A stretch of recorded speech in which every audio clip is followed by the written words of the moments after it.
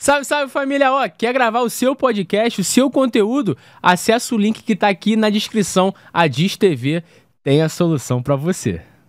Ô, professor, deixa eu fazer uma pergunta, você falou que 21 anos de Flamengo, né? Sim. Depois a gente vai falar de outros times que você trabalhou, né? E como é o futebol trabalhar em time menor também, que isso é muito importante, porque muita gente não sabe a realidade. Sim. Nós vamos falar sobre isso. Chegou em que ano no Flamengo? Cheguei no Flamengo em 1975, com 12 anos de idade. Isso jogando ainda, Jogando né? como atleta. Aí Fiquei jogou... no Flamengo até 18 para 19, no 20, e saí pro Fluminense. Fui pro 20 do Fluminense, onde eu me profissionalizei e fui jogar no Cascavel, Paraná, como profissional. Aí já tinha mais ou menos, né? Eu jogava de meia, né? Camisa 10, meia esquerda, e eu batia escanteio, batia falta, eu batia bem na bola e tal. E o Fluminense, as Laranjeiras, tiveram vários atletas com lesão de pubis. Estou falando de 1982 para 83. E aí não se tinha muito ainda essa noção, a parte médica e tal, e eu tratei muito tempo como uma lesão de virilha, de adutor e tal, até que o doutor Riso, no Fluminense, eu voltei pro Fluminense, eu fui emprestado pro Cascavel, voltei, o presidente do Cascavel queria que eu ficasse, mas ele entendeu que eu teria uma melhor estrutura de tratamento no Rio de Janeiro, no Fluminense, e aí eu volto pro Fluminense, fico tratando, eu fiquei quase 1 ano e meio parado. Eu já não era nenhum fenômeno, diziam que eu jogava bem, né? Mas eu já não devia ser nenhum fenômeno, né? Eu resolvi na época eu já fazia a minha universidade, eu estudei na UERJ, na Universidade Estadual do Rio de Janeiro, aí eu segui a minha carreira como profissional, aí comecei a trabalhar como preparador físico, assistente, treinador, e aí eu segui a minha vida fora dos campos. Eu parei a minha carreira com 21 para 22 anos, como atleta de futebol profissional, porque eu já não conseguia mais, já não tinha, e aí você parar 2 anos... voltar tudo de novo e tal, tu já tá num outro viés de estudo, e aí não era nenhum fenômeno, achei melhor seguir e sou feliz com a minha escolha. E aí depois o senhor vai trabalhar no Flamengo? Eu trabalhei, meu primeiro clube que eu trabalhei, eu estudava na UERJ, né, e no São Cristóvão, o treinador do São Cristóvão profissional, tinha sido meu treinador no infantil do Flamengo, o professor Dejair, foi ponta esquerda, jogou no Vasco e tal, e eu fui lá pedir uma oportunidade para começar a trabalhar, e ele me deu. Aí eu comecei a trabalhar, aí, um aprendizado danado. Você falou de time que não tem as coisas, né? Um aprendizado danado. Eu trabalhava no profissional, trabalhava no júnior, trabalhava no juvenil. Fiquei ministrando ali junto com os preparadores físicos. Eu estava iniciando, eu tinha muita informação, mas não tinha nenhuma execução. E eu comecei a entender processo de treinamento, entender o que a gente usava, o que não usava, como usava, porque não usava. Enfim, aí trabalhei no São Cristóvão, aí depois fui trabalhar no Bangu com Paulo César Carpegiani, o Fernando Soares, que também trabalhou no Flamengo, era preparador físico e me convidou. Ele era um conhecido da família e me convidou. Eu ia para Bangu e voltava com ele de moto, né? Duro, não tinha carro, não tinha nada. Aproveitava aquela carona, meu irmão, desesperado, pegar aquela Avenida Brasil de moto e tal. Ia com o Fernando, um cara que me ajudou muito. Trabalhei ali, depois estive no Olaria. Aí, a mesma história que eu falei do São Cristóvão. Professor Enio Farias, tinha sido meu treinador no juvenil do Flamengo, depois virou supervisor, né, que era o termo que se usava no Vasco, no Flamengo. Ele assume o Flamengo como supervisor, 1987. Aí eu vou lá bater na porta, pedir uma oportunidade como profissional. E ele abre as portas para mim e dali eu começo a minha vida dentro do Flamengo. Cheguei como preparador físico e aí fui caminhando, fiquei ali no Flamengo até 99. Saio do Flamengo em 99, só falando de Flamengo, né? Volto ao Flamengo em 2010 com o Rogério Lourenço para ser assistente. Rogério tinha sido meu atleta no Flamengo e aí me convida, né? Um prazer trabalhar com ele, um ex-atleta, um cara extremamente vencedor, que jogou em grandes clubes, te chamar para ser auxiliar. Esse cara deve ter visto em mim alguma coisa que poderia agregar no trabalho, né? E eu vou lá em 2010 trabalhar com ele, saio depois, quando a gente saiu em final de 2010, e retorno ao Flamengo em 2014 para treinar o Sub-20. Fico o ano todo de 2014 e aí saio, entendeu? Nessa passagem lá atrás do Flamengo, em 94 eu ingresso na Seleção Brasileira de Base. A gente chega no Sub-17, faz Sub-17, Sub-20, Sub-23. Aquela seleção com o Vanderlei, aquela base, Alex, Ronaldinho e tal, foi que começou com a gente num processo lá de formação. Alex, Álvaro, Sidney, Paulo César, Fernandão, Adailton, Atirson, Marcelo Leite, goleiro. Enfim, eu vou citar Sidney, meio campo, Fabiano, o genro do Vanderlei. Foi uma das melhores seleções que eu trabalhei. Um grupo fantástico, mas a gente acabou na semifinal no Mundial, né, lá na Malásia, pegamos a Argentina e perdemos o jogo e saímos da competição numa semifinal, entendeu? Mas era um time, para ter uma ideia, no Mundial a gente ganhou de 2 partidas, a gente ganhou de 10. Uma da Bélgica e a outra, se eu não me engano, da Coreia.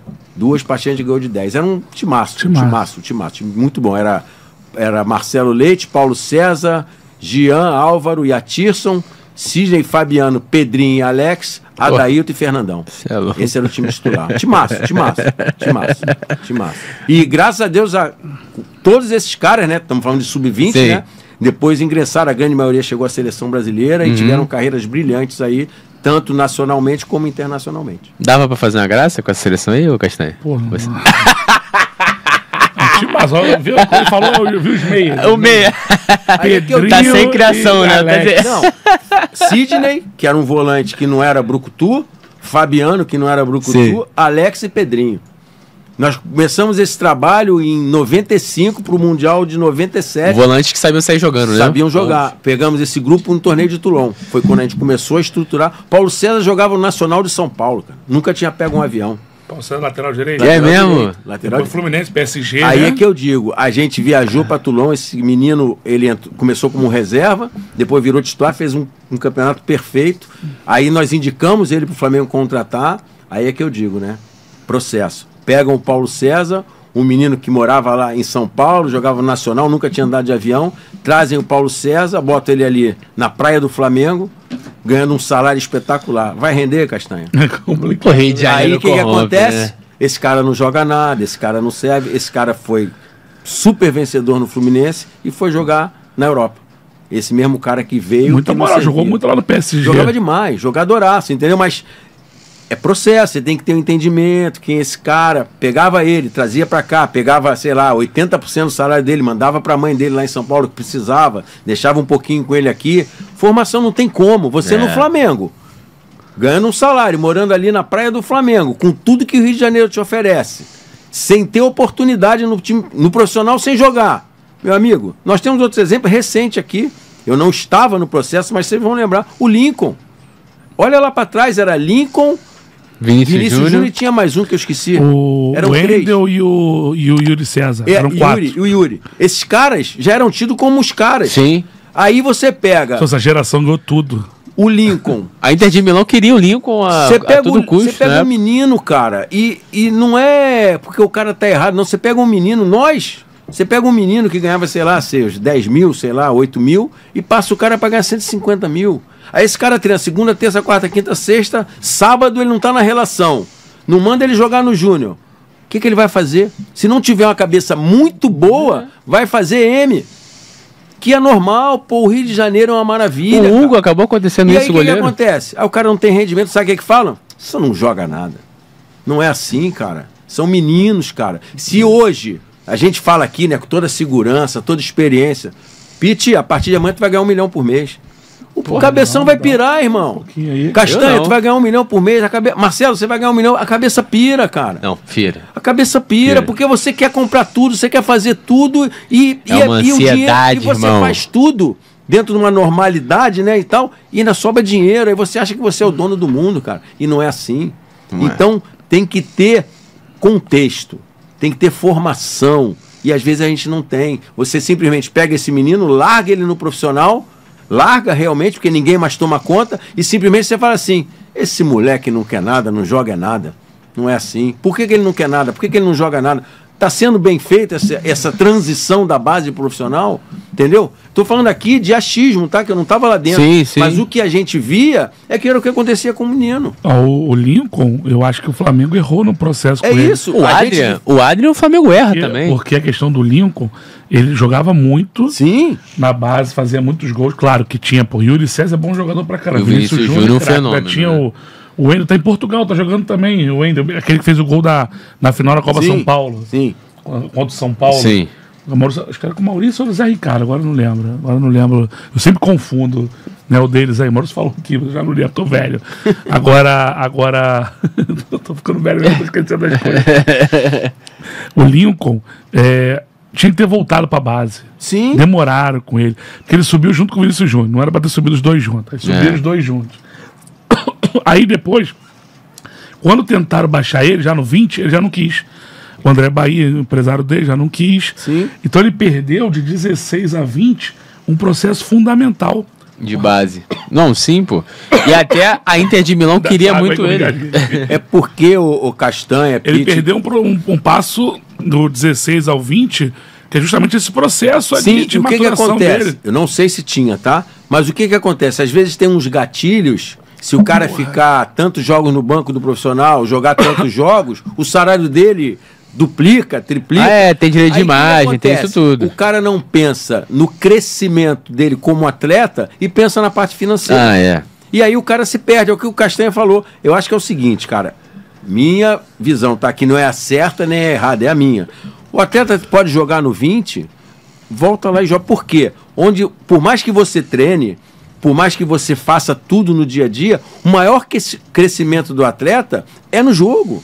É onde ele cresce mais, onde ele amadurece mais. Sabe por quê? Se ele perder um pênalti no treino, tem um peso pequenininho, cara. Ele perdeu um pênalti. No jogo é enorme. Isso ajuda a formação do atleta como atleta e a parte mental, que ele vai lembrar daquilo. Pô, naquele jogo eu fiz essa ação, eu não posso repetir. Por mais que ele mude e perca novamente, crescimento.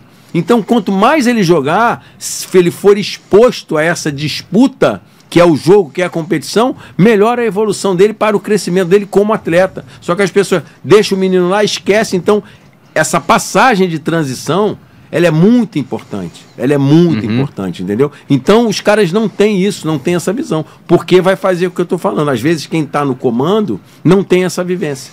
O cara vem do mundo corporativo, o cara vem do mundo não sei o quê, e não tem essa noção. Ele simplesmente acha que o cara era... Não confunda um jogador de 15 anos, de 13 anos, de 14 anos, como um atleta pequeno.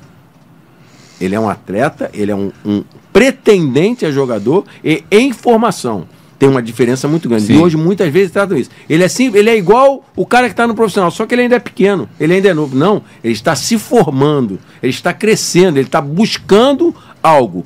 Com 13, 14 anos, por mais que você achar esse vai ser, a gente não sabe. Tem muitas intercorrências nesse processo de crescimento desse atleta e formação desse atleta. E você ali ao lado, você tem que estar pronto para isso. E não só como atleta, porque a grande maioria não vai chegar. Então nós temos também, além de formar o atleta, formar o cidadão. Só que as pessoas esquecem isso. Eu como um professor, eu como um formador, eu tenho que passar isso para o atleta, para que ele amanhã, caso ele não consiga jogar, como eu falei, furar essa barreira é muito difícil, ele seja um médico, um engenheiro, um advogado, o que é que seja, e seja bem sucedido nessa carreira também. Lógico que a minha obrigação, o meu trabalho ali é o quê? Melhorar o passe, melhorar o cabeceio, melhorar a condução, é óbvio. Né? Mas associado a isso, eu tenho que estar junto do menino para que ele entenda o que é o crescimento da carreira, que ele pode vir a ser um atleta de alto nível ou, se não for, tem outras possibilidades. Para que ele não se sinta sempre pressionado. Tenho que ser jogador, tem que ser jogador. Claro que você tem que ser, mas tem o outro lado da vida também. Eu tentei jogar bola, não joguei no alto nível, eu joguei um pouquinho, eu não sou um atleta de futebol profissional, joguei 1 ano e meio, mas eu segui pelo outro lado, eu segui pela parte Continuou no futebol. Continuei no futebol, que eu poderia também não estar, podia ser um dentista, um advogado, mas eu segui no profissional o outro lado da moeda, não como atleta. E uma coisa que eu adoro, que é estar no futebol, então eu segui pela carreira de professor de educação física e inseri nesse mundo aí de treinador, auxiliar, coordenador e preparador físico. E sou muito feliz com as minhas escolhas. E aí, gostou desse corte? Então deixa aquele like, se inscreve no canal e compartilha esse vídeo com seus amigos. De Papo Podcast. Tamo junto.